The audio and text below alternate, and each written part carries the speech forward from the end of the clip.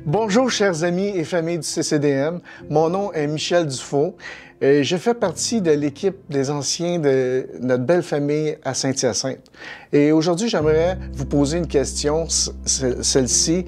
Êtes-vous des faiseurs de paix? Êtes-vous des artisans de la paix?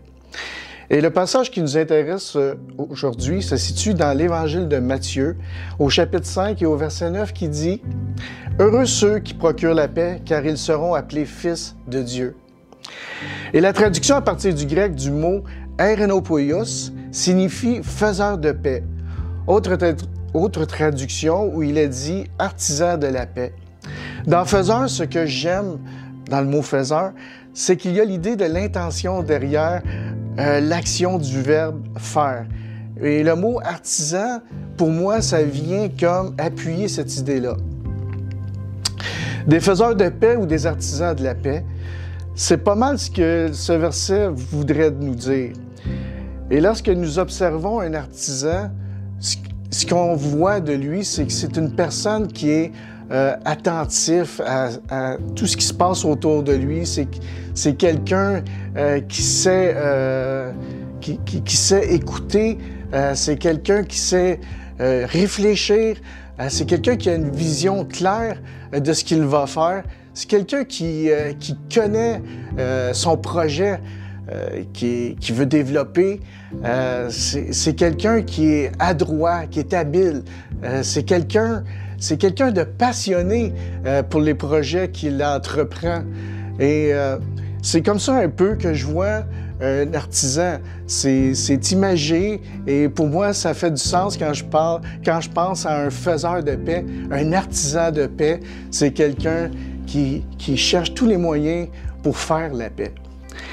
Et nous, comme disciples, nous avons besoin de cette discipline-là dans notre vie, de plusieurs disciplines, mais c'est une des disciplines qu'on a besoin d'acquérir comme disciples. Et la deuxième partie du passage dit « Car ils seront appelés fils de Dieu ». Les fils et les filles de Dieu ont une sagesse qui leur vient d'en haut, et non pas de ce monde, car ils marchent avec l'Esprit de Dieu. Ils sont des faiseurs de paix, ils sont des artisans de la paix, et d'une catégorie céleste, et non pas comme le monde le font, comme il en existe dans le monde. Dans l'Évangile de Jean, au chapitre 14 et au verset 27, Jésus dit « Je vous laisse la paix, je vous donne ma paix. Je ne vous donne pas comme le monde donne.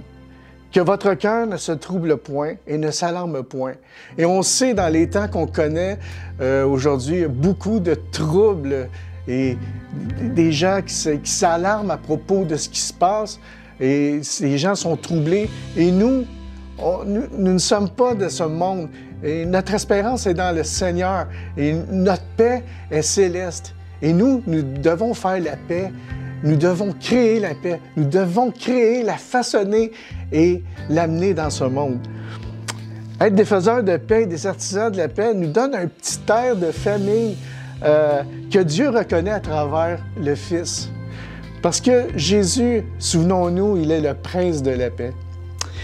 Et dans Matthieu 7, 22, 23, et c'est là qu'on voit que c'est très important de se garder focusé sur Dieu et travailler là-dessus pour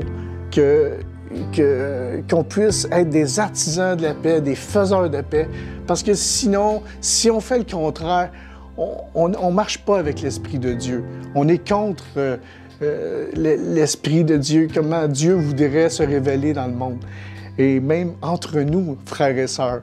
Et dans Matthieu 7, chapitre 7 et versets 22 à 23, Jésus dit « Plusieurs me diront à ce jour-là, « Seigneur, Seigneur, n'avons-nous pas prophétisé par ton nom? N'avons-nous pas chassé des démons par ton nom? Et n'avons-nous pas fait beaucoup de miracles par ton nom? » Alors je leur dirai ouvertement, « Je ne vous ai jamais connu, retirez-vous de moi, vous qui commettez l'iniquité. » Et on a besoin de réaliser que lorsqu'on suit Dieu, lorsqu'on a donné notre vie à Dieu, lorsqu'on s'est converti, on s'est détourné du péché. Et pour nous, notre volonté, c'est de faire la volonté de Dieu. Et la volonté de Dieu, c'est de toucher tous les hommes. Et si nous marchons avec l'Esprit de Dieu et nous apportons la paix, une paix céleste, nous allons toucher les gens avec qui nous avons des interactions, des relations. Et c'est très important. Et dans l'Épître aux Hébreux, au chapitre 12 et verset 14, il est écrit « Recherchez la paix avec tous et la sanctification sans laquelle personne ne verra le Seigneur.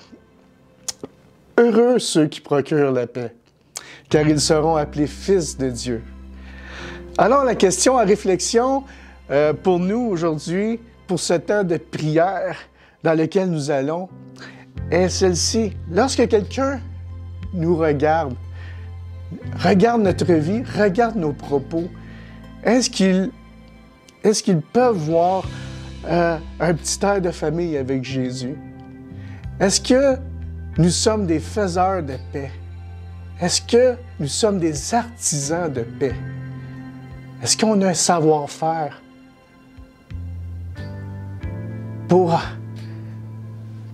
donner la paix, pour juste témoigner la paix, pour juste vivre la paix, pour juste toucher les gens et partager cette paix-là avec eux? Maintenant, allons à la prière. Que Dieu vous bénisse, mes amis.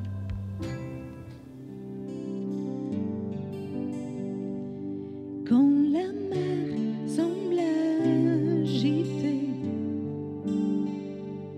quand les fleuves m'inondaient, je ne sais plus où aller. Dans la tempête, tu es ma paix, tu es ma paix. Tu es ma paix, tu es ma paix, tu es ma paix.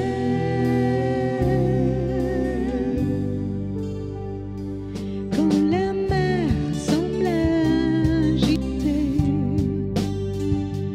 quand les fleuves m'inondaient, je ne sais